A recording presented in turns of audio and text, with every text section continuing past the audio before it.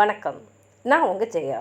இன்றைக்கி நம்ம இந்த வீடியோவில் இந்த origin and growth of political parties in England, அதாவது இங்கிலாண்டில் பொலிட்டிக்கல் பார்ட்டிஸோடைய ஆரம்பமும் வளர்ச்சியும் இதை பற்றி பார்க்கலாம் வாங்க. ஸ்டூவர்ட் பீரியட்லேருந்தே பார்த்திங்கன்னா பொலிட்டிக்கல் பார்ட்டிஸ் மாதிரி ஒரு ஆரம்ப நிலை ஏற்பட்டுச்சு. இப்போ சார்ல்ஸ் ஃபர்ஸ்ட், அதாவது முதலாம் சார்ல்ஸ் ஆட்சியில் இருந்தபோது ராஜாவுக்கு அதிக பவரா இல்லை பார்லிமெண்ட்டில் இருக்கிறவங்களுக்கு அதிக பவரான்னு ஒரு ஸ்ட்ரகிள் இருந்துகிட்டே இருந்தது. யாரெல்லாம் ராஜாவை சப்போர்ட் பண்ணாங்களோ அவங்கள ராயலிஸ்ட் இல்லை கெவலியர்ஸ்ன்னு சொன்னாங்க. அதே மாதிரி யாரெல்லாம் பார்லிமெண்ட்டுக்கு சப்போர்ட் பண்ணாங்களோ அவங்களெல்லாம் பார்லிமெண்டேரியன்ஸ்ன்னு சொன்னாங்க. இப்போ இந்த பார்லிமெண்ட்டில் இருந்தவங்க நிறைய பேர் பியூரிட்டன்ஸ்.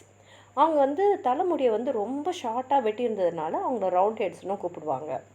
இந்த ரெண்டு பேருக்குள்ளும் நடந்த பவரால் தான் உள்நாட்டு போர், அதாவது சிவில் வார் ஏற்பட்டு 1641 முதலாம் சார்ல்ஸ்க்கு மரண தண்டனை விதிக்கப்பட்டு அவர் இறந்துட்டார்.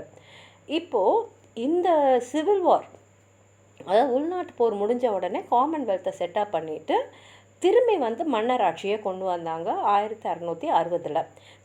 முதலாம் சார்ல்ஸ்க்கு அப்புறம் இரண்டாம் சார்ல்ஸ் அரியணையில் ஏறினார். ஆனால் அவரும் அவரோட கடைசி காலத்தில் ரோமன் கேத்தலிசம் பக்கம் அப்படியே சாஞ்சிட்டார். அவருக்கு அப்புறம் அவருடைய சகோதரரான ஜேம்ஸ் தான், அவர் அப்போ டியூக் ஆஃப் யார்க்காக இருந்தார், அவர் தான் அடுத்த அரசர் ஆவார் அப்படின்னு பேசிக்கிட்டு இருந்தாங்க. இந்த ஜேம்ஸும் ரொம்ப தீவிரமான ஒரு கேத்தலிக். அதனால் அவர் அரியணையில் ஏறக்கூடாதுன்னு தான் எக்ஸ்க்ளூஷன் பில்லுன்னு ஒன்று கொண்டு வந்தாங்க. இந்த பில்லை சப்போர்ட் பண்ணவங்களாம் விக்ஸுனும் எதிர்த்தவங்களெல்லாம் டோரிஸ்னும் சொன்னாங்க. இந்த பில்லுக்கு முக்கியமான காரணக்கர்த்தாவாக இருந்தது ஆண்டனி ஆஷ்லே கூப்பர். அவரை ராஜா ஏர்ல் ஆஃப் ஷாஃப்ஸ்பரி ஆக்கியிருந்தார். அவரை தான் நம்ம இப்போ அதாவது இந்த ஆண்டனி ஆஷ்லே கூப்பரை தான் father of the party system in England அப்படின்னு சொல்லுவோம். ஏன்னா அவர் தான் அந்த பார்ட்டிஸ் ரெண்டு பேருக்குள்ளே ஒரு பிரிவினையை உண்டு பண்ண முதல் ஆளாக சொல்லலாங்க. இப்போ இந்த ரெண்டு பார்ட்டியோடைய அந்த மோதல் காரணமாக தான் இங்கிலீஷ் மென் க்ளோரியஸ் ரெவல்யூஷன் சொல்லக்கூடிய அந்த ரெவல்யூஷன் 1688 ஆச்சு. இப்போ இந்த டோரிஸ் அவங்க தான் நிறையா இருந்தாங்க, விக்ஸ் கம்மியாக இருந்தாங்க. டோரிஸ் இந்த நிலம் வச்சுருந்தாங்க இல்லையா, அவங்களுடைய ரெப்ரசன்டேட்டிவ்ஸாக இருந்தாங்க. விக்ஸ் இந்த பொருளாதாரம் அப்புறம் இந்த வணிகர்கள் அவங்களுடைய சம்மந்தப்பட்ட ஆளுங்களாக இவங்க இருந்தாங்க. ரிலிஜனில் பார்த்தா கூட டோரிஸ் ஆங்கிலிக்கன் சர்ச்சோட மெம்பர்ஸாக இருந்தாங்க, விக்ஸ் டிசென்டர்ஸ் இல்லைனா பியூரிட்டன்ஸாக இருந்தாங்க. பாலிட்டிக்ஸ் பார்த்திங்கன்னா டோரிஸ் ராஜாவுக்கு சப்போர்ட்டாக இருந்தாங்க, விக்ஸ் பார்லிமெண்ட்டுக்கு சப்போர்ட்டாக இருந்தாங்க. 18ஆம் நூற்றாண்டு வரைக்கும் பார்ட்டின்ற வார்த்தையெல்லாம் பாலிட்டிக்ஸில் அந்த பொலிட்டிக்கல் ஆர்கனைசேஷனில் இல்லை.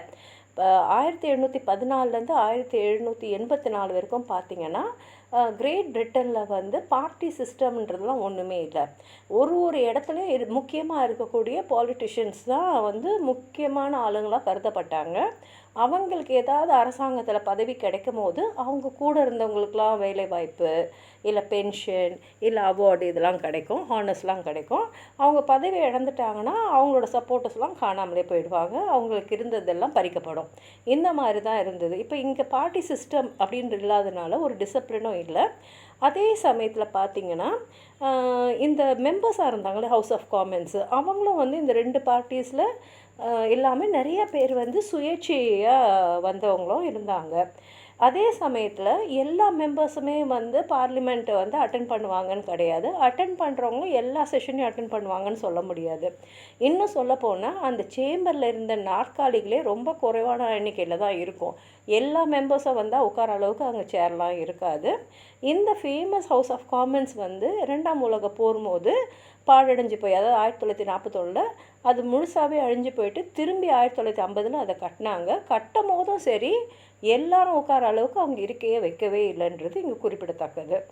இப்போ 18ஆம் நூற்றாண்டு ஆரம்ப காலகட்டத்தில் முக்கியமான அரசியல் நபர்னு சொல்ல போனால் விக்கோட ஸ்டேட்ஸ்மேனான ராபர்ட் வால்போல் தான்.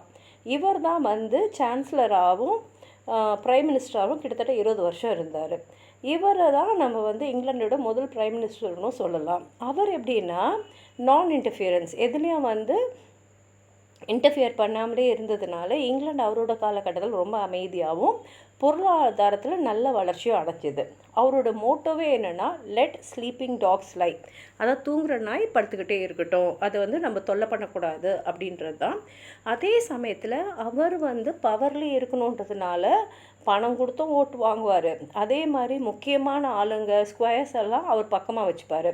ஏன்னா அந்த காலத்தில் எப்படின்னா கவுண்டியில் தான் எலெக்ஷன்ஸ்லாம் நடக்கும். அப்போது இந்த ஸ்கொயர்ஸோட சப்போர்ட் வந்து ரொம்ப ரொம்ப முக்கியம். அது மாத்திரம் இல்லாமல் ஒரு கவுண்டிலும் பார்த்திங்கன்னா இருக்கக்கூடிய ஓட்டை போடக்கூடியவங்க வந்து ரொம்ப குறைஞ்ச எண்ணிக்கையில் தான் இருப்பாங்க. அதில் அவங்க யாருக்கு ஓட்டு பண்ணுவாங்கன்னா அந்த ஏரியாவில் யார் ரொம்ப பாப்புலராக இருக்காங்களோ அவங்களுக்கு, இல்லைன்னா இந்த ஸ்கொயரோ பார்சனோ யாருக்கு நெருக்கமாக இருக்காங்களோ அவங்களுக்கு தான் போடுவாங்க. அதே சமயத்தில் இங்கே இப்போ என்ன இதில் தெரிஞ்சுக்கணுன்னா, அப்போ எலெக்ஷன்ஸ் நடக்கும்போது யார் நிறைய பணம் செலவு பண்ணுறாங்க, யார் நிறைய லஞ்சம் கொடுக்குறாங்க, சாப்பிட்றதுக்கு யார் வாங்கி தராங்க, குடிக்கிறதுக்கு யார் வாங்கி தராங்க, அப்புறம் எலெக்ஷன் ப்ரொபகண்டா எப்படி பண்ணுறாங்கன்றதை பார்த்து கூட மக்கள் ஓட்டு போட்டுருவாங்க. இன்னொரு கிரேட் பொலிட்டிஷியன் அந்த டைமில் பார்த்திங்கன்னா வில்லியம் பிட்.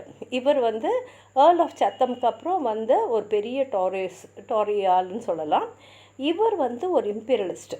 இவருக்கு என்னென்னா அமெரிக்காவில் ஃப்ரெஞ்ச் பவரை ஒடுக்கணும், இதுதான் அவரோட முக்கிய குறிக்கோளாக இருந்தது.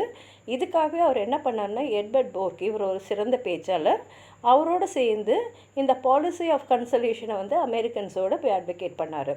அதுக்கப்புறம் பார்த்திங்கன்னா இந்த பார்ட்டி அப்படின்ற பிரிவை வந்து இன்னும் அதிகமாக ஆக்குறது வந்து ஃப்ரெஞ்ச் ரெவல்யூஷன், அதாவது ஃப்ரெஞ்ச் புரட்சி. இப்போது இந்த ஃப்ரெஞ்ச் புரட்சியை வந்து டோரிஸ் வந்து எதிர்த்தாங்க.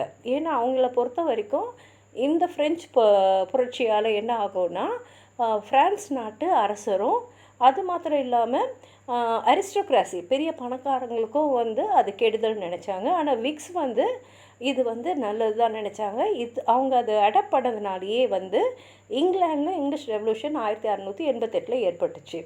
அதே சமயத்தில் சில சமயத்தில் ஃப்ரெஞ்ச் ரெவல்யூஷனுக்கு சப்போர்ட் பண்ணாங்க, சில சமயத்தில் எதிர்பார்த்த மாதிரியே இருக்கும்போது தான் ஃப்ரான்ஸ் கவர்மெண்ட் என்ன சொன்னாங்கன்னா, எங்கள் நாட்டில் நடந்த மாதிரியே ஃப்ரெஞ்ச் ரெவல்யூஷன் உங்கள் நாட்டில் நடக்கணுன்னா சொல்லுங்கள், நாங்கள் முழு ஆதரவு தருவோம் அப்படின்னு சொன்ன உடனே இங்கேயும் வந்து அதோட தீவிரம் அதிகமாகிடுச்சு. அதாவது ஃப்ரெஞ்ச் ரெவல்யூஷனுக்கு சப்போர்ட் அதிகமாகிடுச்சு. இந்த காலகட்டத்தில் பார்த்திங்கன்னா சுயமாக இருந்த, அதாவது இண்டிபெண்ட் கேண்டிடேட்ஸ்னு சொல்லுவோம் இல்லையா, அந்த மாதிரி வந்து இருந்தவங்க ரொம்ப கம்மி நம்பர் ஆகிட்டதுனால யாரெல்லாம் கவர்மெண்ட்டுக்கு சப்போர்ட்டாக இருக்காங்க, யாரெல்லாம் எதிராக இருக்காங்கன்றது தெளிவாகவும் தெரிஞ்சுது. அதனாலே யங்கர் வில்லியம் பிட்டுன்றவர், அவர் வந்து டோரி லீடர், அவர் வந்து ஃப்ரான்ஸ்க்கு எதிராக வந்து போர் தொடுத்தார் 1794. இப்போ இதில் வந்து அட்டென்ஷன் இருக்கும்போது பார்த்திங்கன்னா அப்போது வந்து பார்ட்டி சிஸ்டம்லாம் கிளியராக ஃபார்ம் ஆச்சுன்னு சொல்ல முடியாது. ஆனால் 1832 அப்புறம் பார்த்திங்கன்னா லோக்கல் பார்ட்டி ஆர்கனைசேஷன்ஸ்லாம் வந்து எஸ்டாப்ளிஷ் ஆக ஆரம்பிச்சிடுச்சு. இந்த ரிஃபார்ம் பில்லை வந்து 1832 வந்து கொண்டு வந்தாங்க. அப்போ தான் பொலிட்டிக்கல் பார்ட்டிஸ்லாம் அவங்களோட பேர் இந்த டோரிஸ் விக்ஸ்லேருந்து கன்சர்வேட்டிவ் அண்ட் லிபரல்ஸ்ன்னு வந்து மாற்றிக்கிட்டாங்க. இந்த ரிஃபார்ம் பில் வரத்துக்கு முக்கிய காரணமே விக்ஸ் தான். ஏன்னா அவங்க தான் இதை வந்து இந்த ரிஃபார்ம் பில் ஆதரிச்சாங்க. அப்போ டோரிஸ் என்ன நினச்சாங்கன்னா, நம்ம பேர் நம்ம பார்ட்டிக்குன்னு ஒரு பேர் கொடுக்கணும் அப்படின்னு சொல்லிட்டு கன்சர்வேட்டிவ் பார்ட்டி அப்படின்னு பேர் கொடுத்தாங்க. இது பெரும்பான்மையானவங்களுடைய ஒப்புதலால் தான் இந்த பேர் வந்தது. ஏன் வந்ததுன்னா, அவங்க என்ன நினச்சாங்கன்னா, பிரிட்டிஷ் கான்ஸ்டியூஷனே டேஞ்சரில் இருக்குது இந்த ரிஃபார்மஸால், அதனால் பிரிட்டிஷ் கான்ஸ்டியூஷனை நம்ம வந்து கன்சர்வ் பண்ணணும், இல்லைனா ப்ரொடெக்ட் பண்ணணும், பாதுகாக்கணும் அப்படின்னு வச்சாங்க. உடனே விக்ஸ் என்ன பண்ணாங்கன்னா, சரி இதுதான் சந்தர்ப்பம்னு சொல்லிவிட்டு அவங்களுடைய பார்ட்டிக்கு பேர் லிபரல்ஸ்னு வச்சுட்டாங்க. ஏன்னா அவங்கெல்லாம் லிபரல் மைண்டட் பீப்புள், அதாவது வந்து விசாலமான மனசுடைய மக்கள் அப்படின்றதுனால அவங்க இப்படி வச்சுக்கிட்டாங்க. இப்போ 1841 கன்சர்வேட்டிவ்ஸ் தான் வந்து வின் பண்ணாங்க. ராபர்ட் பீல் வந்து அவங்களுடைய பிரைம் மினிஸ்டர் ஆனார். இப்போ ராபர்ட் பீல் வந்து அவர் வந்து ஒரு மேனுஃபேக்சரோட சன், அதாவது தொழிற்சாலையெல்லாம் வச்சுருந்தவருடைய மகன். அதனால் அவர் வந்து பிஸ்னஸ் எல்லாம் வந்து இங்கிலாண்டில் வந்து நல்ல வளர்ச்சி அடையணுன்றதில் ரொம்ப முக்கிய கவனம் செலுத்தினார். அப்போ முக்கியமாக இருந்த அவருடைய ஆதரவாளர்கள்லாம் வந்து இந்த நியூ ஃபேக்ட்ரி சிஸ்டம் வந்து பிடிக்கல. ஆனால் முக்கியமான எதிர்ப்பு எப்போ வந்ததுன்னா, கார்ன் லாஸ் அதை வந்து திருப்பி வாங்கணும்னு 1846 நிறைய பேர் சொல்ல ஆரம்பித்தாங்க. அதாவது நெப்போலியனிக் வார்ஸ் நடக்கும்போது இங்கிலீஷில் இருந்த, அதாவது இங்கிலாண்டில் இருந்த விவசாயிகள்லாம் பாதிக்கப்படக்கூடாதுன்னு கார்ன் லா கொண்டு வந்தாங்க. அதாவது இங்கிலாண்டில் வந்து உற்பத்தி ஆகிற கார்னில் தான் நீங்கள் வாங்கணும், வெளிநாட்டிலேருந்து இறக்குமதி செய்கிறத வாங்கக்கூடாது அப்படின்றதான் இந்த லா. ஆனால் அவங்க எதிர்பார்த்து நல்லது செய்யணும்னு நினச்சதுக்கு எதிர்மறையாக என்ன ஆயிடுச்சுன்னா, உள்நாட்டு விவசாயிகளாக அந்த கார்னோட விலையை அதிகமாக்கிட்டாங்க. அதே சமயத்தில் அவங்க ஃபேக்ட்ரியில் வேலை செஞ்ச அந்த ஒர்க்கர்ஸ்க்கும் வந்து சம்பளத்தையும் அதிகமாக்கிட்டாங்க. அதனால் இந்த ஆன்டி கான் லா லீக் என்ன ஆயிடுச்சுன்னா விக்ஸ் வந்து சப்போர்ட் பண்ணாங்க. ஏன்னா அவங்க வந்து இந்த சேலரி ரைஸ் இவ்வளோ சம்பளம் கொடுக்கறதுக்கு எதிர்ப்பாக அவங்க வந்து எதிர்ப்பு தெரிவித்தாங்க. அதே சமயம் தான் 1845லேருந்து 46 வரைக்கும் அயர்லாண்டில் வந்து பொட்டேட்டோ ஃபேமின், அதாவது உருளைக்கிழங்கு வந்து உற்பத்தி சரியாயில்லை. அதனால் பீல் வந்து இந்த கான் லா ஆக்டை வந்து ரிப்பேல் பண்ண வேண்டிய கட்டாயத்துக்கு ஆக்கப்பட்டார். இதனால் கன்சர்வேட்டிவ்ஸோட எதிர்ப்பும் அவருக்கு வந்தது. அதே சமயத்தில் பார்த்திங்கன்னா இந்த சமயத்தில் தான் பிரிட்டன் பாலிட்டிக்ஸில் 2 குரூப் இருக்காங்கன்றது தெளிவாக புரிஞ்சுது. 19ஆம் நூற்றாண்டோட நடுவில் கூட பார்த்திங்கன்னா நம்ம வந்து யாரெல்லாம் நிலம் வச்சுருந்தாங்களோ அவங்களுடைய இன்ட்ரெஸ்ட்டில் இருந்தவங்களாம் கன்சர்வேட்டிவ்ஸ்னு சொல்கிறோம். இன்னொருத்தவங்க அதாவது விக்ஸ், ரேடிக்கல்ஸ், லிபரல் கன்சர்வேட்டிவ்னு சொல்கிறவங்களாம் இந்த manufacturers, businessman, free trade support பண்ணுறவங்களாம் இருந்தாங்க. அந்த 19ஆம் நூற்றாண்டு முடியறதுக்குள்ளே பார்த்திங்கன்னா கன்சர்வேட்டிவ் பார்ட்டி வந்து ப்ராப்பர்ட்டி இருக்கிறோம், அதாவது நிலம் வச்சுருக்கிறவங்களுடைய சப்போர்ட்டர்ஸாகவும், லிபரல்ஸ் வந்து சம்பளத்துக்கு வேலை செய்கிறவங்களுடைய சப்போர்ட்டர்ஸாகவும் இருந்தாங்க.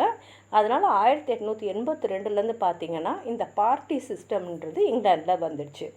இப்போ இந்த லிபரல்ஸ் என்ன பண்ணிட்டாங்கன்னா அவங்களால வந்து சம்பளம் வாங்கிட்டு இருக்கவங்களுடைய கோரிக்கைகள்லாம் வந்து உரிமை குரல் அவங்க வந்து சரியாக கொடுக்கல. அந்த நேரத்தில் தான் லேபர் பார்ட்டின்னு ஒன்று வந்து இந்த சம்பளத்துக்கு வேலை செய்கிறவங்களோட உரிமைகளை பற்றியெல்லாம் பேச ஆரம்பித்தாங்க. 25 வருஷத்துலேயே அவங்க கிட்டத்தட்ட லிபரல்ஸ்க்கு ஈக்குவலாக வந்துட்டாங்க. ஏன்னா நிறைய பேர் அவங்கள சப்போர்ட் பண்ண ஆரம்பித்தாங்க.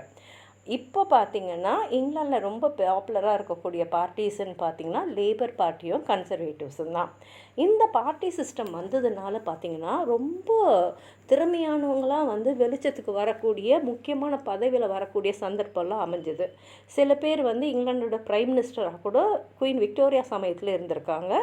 அது முக்கியமானவங்கன்னு பார்த்திங்கன்னா ராபர்ட் பீல், பால்மெஸ்டர், டிஸ்ரேலி, கிளாட்ஸ்டோன், இவர் வந்து 4 முறைக்கு மேலேயே பிரைம் மினிஸ்டர் வந்திருக்காரு.